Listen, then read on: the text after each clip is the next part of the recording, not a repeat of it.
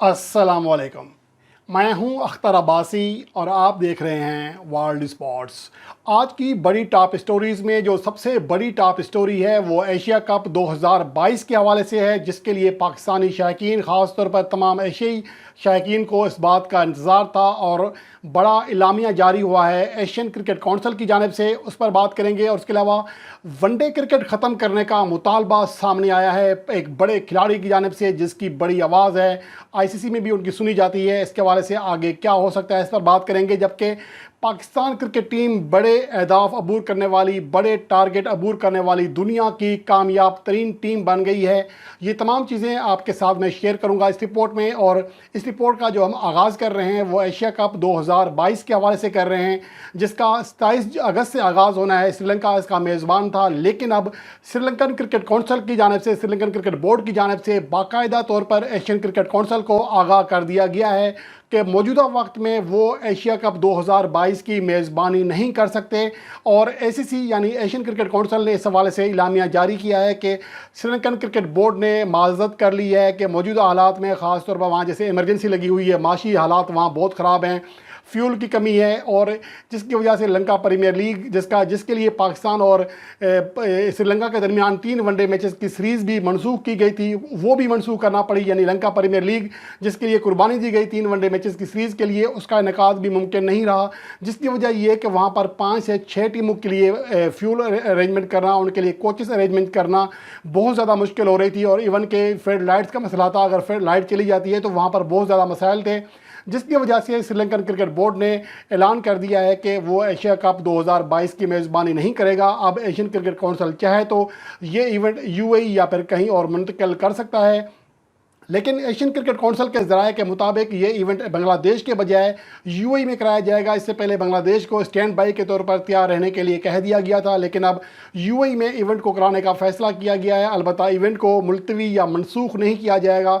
इससे पहले भी एशिया कप कई बार मुलतवी हुआ, क्योंकि 2018 के बाद 2020 में ये इवेंट होना था, लेकिन नहीं हो सका था, जिसके बाद अब ये 4 साल के तवील इंतज़ार के बाद इसका इनेकाद होना है। और गुज़िश्ता एशिया कप भी यूएई ही में खेला गया था और इस बार भी इसका इम्कान यही है। और कल तक एशियन क्रिकेट काउंसिल बाकायदा तौर पर इसका ऐलान करने वाली है। इसके साथ साथ उम्मीद ये भी की जा रही है कि शायद शेड्यूल भी सामने आ जाए, और इसके मुताबिक ये कहा जा रहा है कि पाकिस्तान और भारत का जो सबसे बड़ा टाकरा कहा जाएगा टूर्नामेंट का, वो 28 अगस्त को होगा। और राउंड मैचेस में पाकिस्तान और भारत को 2 बार आमने सामने लाने के लिए शेड्यूल ऐसा तरतीब दिया जा रहा है कि टीमें ज़्यादा से ज़्यादा यानी कि आपस में खेलें, कम से कम 2-2 बार एक दूसरे के आमने सामने आएँ।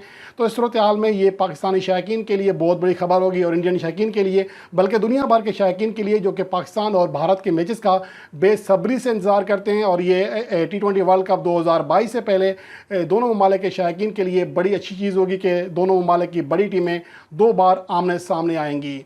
और उसके अलावा वनडे क्रिकेट के हवाले से बड़ा मुतालबा सामने आया है। पाकिस्तान क्रिकेट टीम के साबिक कप्तान वसीम अकरम, उनका कहना था कि मैं नहीं समझता कि वनडे क्रिकेट को मज़ीद होना चाहिए, इसको स्क्रैप करना चाहिए, क्योंकि बेन स्टोक ने जिस तरह रिटायरमेंट ली है वनडे क्रिकेट से, ये एक बड़ी मिसाल है। इस तरह और भी बहुत सारे खिलाड़ी हैं जो कि वनडे क्रिकेट नहीं खेलना चाहते। इवन के बतौर कमेंटेटर अब हमारे लिए बोरिंग हो रही है वनडे क्रिकेट, क्योंकि मुख्तसर फार्मेट एक ऐसा फार्मेट है जो कि जदीद दौर की यही क्रिकेट है। हम इसको माने या ना माने, लेकिन हकीकत यही है कि वनडे क्रिकेट का आपको आगे फ्यूचर नहीं है। अब इसको महज दखीला जा रहा है, इसके हवाले से कोई ज़्यादा इंटरेस्ट नहीं। उनका ये भी कहना था कि इंग्लैंड, भारत और इवन के पाकिस्तान, बांग्लादेश, यूएई में भी अब वनडे मैचेस में ग्राउंड भरना बहुत ज़्यादा मुश्किल हो रहा है। तो इसकी वजह से उनका कहना था कि अब T20 फॉर्मेट और टेस्ट फॉर्मेट को रखा जाए। टेस्ट फॉर्मेट एक अलग क्लास की क्रिकेट है, शॉर्ट फॉर्मेट जो है T20 फॉर्मेट, ये अलग क्लास की क्रिकेट है, इसलिए इसके दरमियान में वनडे क्रिकेट की जगह नहीं बनती। ये वसीम अकरम का कहना था। उन्होंने आईसीसी से मुतालबा किया कि इसके हवाले से सोचो विचार करें और देखें कि अगर वनडे क्रिकेट को वाकई सिर्फ दखीला ही जा रहा है तो फिर बेहतर है कि उसको रोक दिया जाए या फिर इंतहाई महदूद कर दिया जाए।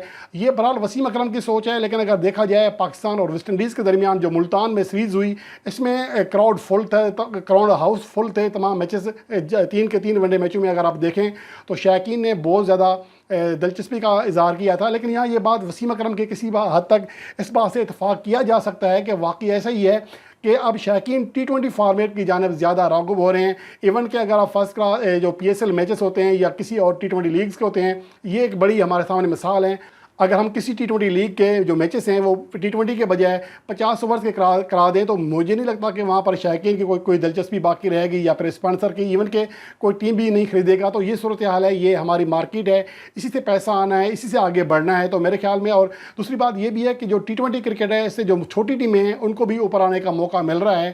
تو یہ بہرحال اب وسیم اکرم کی جانب سے مطالبہ ہے, تو ہو سکتا ہے کہ ICC آگے اس حوالے سے کوئی ڈیسیجن لے, لیکن بہرحال اب اس طرح کی آوازیں آنا شروع ہو جائیں گی. وسیم اکرم ایک بڑی آواز ہے کرکٹ کی, یقینی طور پر اس کے حوالے سے ڈیبیٹ ہوگی آئندہ آنے والے دنوں میں, اور شاید وسیم اکرم کمنٹری کے دوران بھی یا اپنے تبصروں کے دوران بھی اس بات کا اظہار کرتے رہیں کہ ون ڈے کرکٹ کو ختم کر دینا چاہیے. اور اس کے علاوہ پاکستان کرکٹ ٹیم جس نے گال میں ایک نئی تاریخ رقم کی, یہاں پر 342 رنز کا ٹارگٹ چیز کیا. اس کے ساتھ ساتھ پاکستان کو ICC کی جانب سے جو آخری 10 سالوں میں کامیاب ترین ٹیم قرار دیا گیا ہے بڑے اہداف عبور کرنے کے حوالے سے. گو کہ پاکستان کا ٹارگٹ چیز کرنے کے سے جو ریکارڈ تھا ماضی کا وہ بہت زیادہ بھیانک تھا. پاکستان ٹیم کے بارے میں یہ کہا جاتا تھا کہ اگر 150 رنز کا بھی ٹارگٹ ہو تو پاکستان ٹیم پر یقین نہیں کیا جا سکتا, لیکن پاکستان کے جو بلے بازو ہیں, خاص طور پر جو حالیہ دور کے بلے باز ہیں, انہوں نے اچھی طرح ثابت کیا ہے کہ وہ پریشر میں اور چیس میں بہت اچھا کھیلتے ہیں. اور عبداللہ شفیق نے گزشتہ میچ میں شاندار کارکردگی دکھائی. انہوں نے 15 ریکارڈ قائم کیے ہیں جو میں اپنی اگلی آنے والی ویڈیو میں آپ کے لیے پیش کر رہا ہوں. لیکن اس سے پہلے پاکستان ٹیم کے حوالے سے بات کریں, پاکستان ٹیم کامیاب ترین ٹیم بن گئی ہے بڑے اہداف عبور کرنے کے حوالے سے گزشتہ 10 سالوں میں, یعنی جولائی 2012 سے لے کر اب تک دیکھیں تو پاکستان واحد ٹیم ہے جس نے 3 بار 300 یا اس سے زیادہ رنز کے اہداف عبور کیے ہیں, اور جو ایک بہت بڑا اعزاز ہے.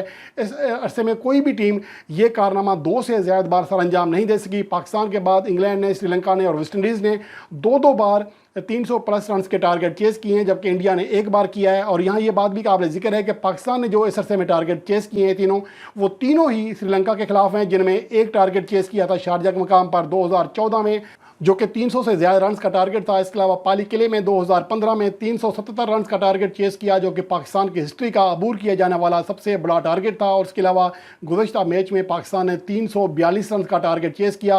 اور اس کے علاوہ یہاں یہ بات بھی قابل ذکر ہے کہ مجموعی طور پر آخری 10 سال نہیں, اوور آل جتنی کرکٹ ہوئی ہے ایشیا میں پاکستان سب سے بڑا 300 پلس رنز کے اہداف عبور کرنے والی سب سے زیادہ کامیاب ٹیم بن گئی ہے, جس نے مجموعی طور پر یہ کارنامہ 4 بار سر انجام دیا, جبکہ اس کے بعد جو سری لنکا نے یہ کارنامہ 3 بار سر انجام دیا. صرف پاکستان اور سری لنکا 2 ایسی ٹیمیں ہیں جنہوں نے ایشیا میں 3 یا اس سے زیادہ بار 300 یا اس سے زیادہ رنز کے اہداف عبور کیے, جبکہ Australia, India, New Zealand, West Indies نے ایک بار یہ کارنامہ سر انجام دیا ہے. پاکستان نے اس سے پہلے یہ کارنامہ کراچی کے مقام پر سر انجام دیا تھا جب کینگروز کے خلاف ایک بڑا ٹارگٹ چیز کیا تھا. اور یہ ٹارگٹ اور اس کے علاوہ پاکستان کی جو کارکردگی رہی ہے ٹارگٹ چیز کرنے کے حوالے سے 200 پلس رنز کے ٹارگٹ بھی چیز کیے ہیں, لیکن 200 پلس رنز کے جو ٹارگٹ ہے اس کو ہم بڑا ٹارگٹ نہیں کہتے, ہم ٹارگٹ اس کو کہتے ہیں جو 300 یا اس سے زیادہ رنز کا ٹارگٹ ہو. تو اس اعتبار سے پاکستان ٹیم سب سے آگے نکل گئی ہے. اور یہاں یہ بات بھی قابل ذکر ہے کہ سری لنکا میں پاکستان واحد مہمان ٹیم ہے جو وہاں پر 300 سے زیادہ رنز کا ہدف عبور کرنے میں کامیاب رہی, اور پاکستان نے یہ کارنامہ 1 نہیں بلکہ 2 بار سر انجام دیا. اور گال کے مقام پر دنیا کی کوئی مہمان ٹیم 200 پلس رنز کا ٹارگٹ چیز نہیں کر سکی تھی, جبکہ پاکستان ٹیم نے وہاں پر 342 رنز کا ٹارگٹ چیز کیا جو کہ پاکستان کے لیے ایک بہت بڑا اعزاز ہے. اور امید ہے کہ پاکستان ٹیم اپنی کارکردگی کا جو لیول ہے اس طرح آگے بڑھاتی رہے گی اور پاکستان ٹیم دنیا پر راج کرے گی.